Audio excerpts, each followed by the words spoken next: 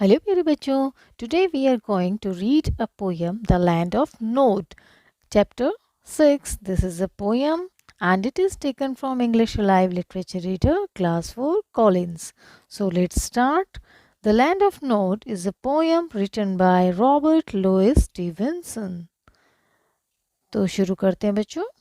Do you sometimes visit strange places in dreams? तो बच्चों, जब आप कभी कभी जैसे नींद में सपनों में किसी अजीब सी जगह चले जाते हैं, how different are those places from the real world.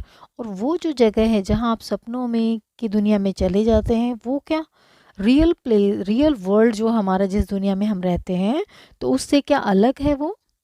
Read this poem by R.L. Stevenson about the fantasy world of dreams and find out what kind of places the poet visits in dreams.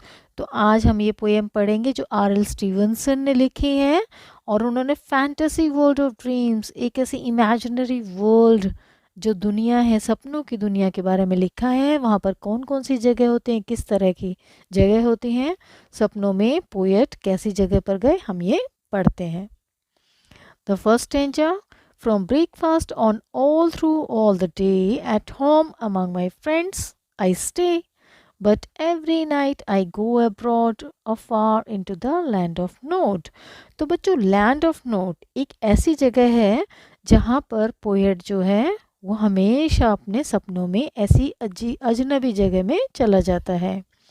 तो यहाँ पर first stanza में क्या कहते हैं, from breakfast on all through the day at home among my friends I stay. ये मतलब कि ब्रेकफास्ट से लेकर यानी मॉर्निंग से लेकर पूरे दिन, all through the day, at home मैं अपने फ्रेंड्स के साथ अपने घर पर रहता हूँ.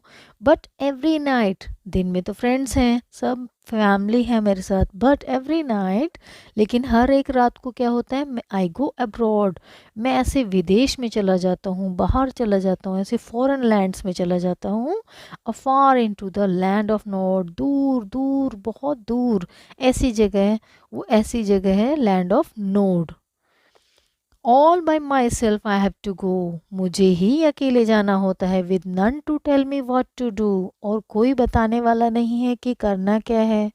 All alone beside the streams, streams होता है बच्चों नदी की तरह, जैसे छोटी छोटी नदी, जैसे उसकी ट्रिब्यूटरीज होती हैं उससे भी छोटी और भी नदियाँ.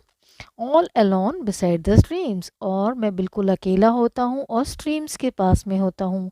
And up the mountain sides of dreams, और मेरे सपनों में क्या होता है, माउंटेन्स होते हैं, स्ट्रीम्स होती हैं, रिवर्स होते हैं. तो वो ऐसी दुनिया में चला जाता है, उसको यहाँ पर लैंड ऑफ नॉड कहा गया है. यहाँ तक क्लियर है बच्चों. The strangest things are there for me. अब आगे पोएट क्या कहते हैं कि स्ट्रेंजस्ट मतलब अजीब, बहुत अजनबी बातें, अजनबी चीज़ें ऐसी हैं जो मेरे लिए बहुत ही अलग हैं.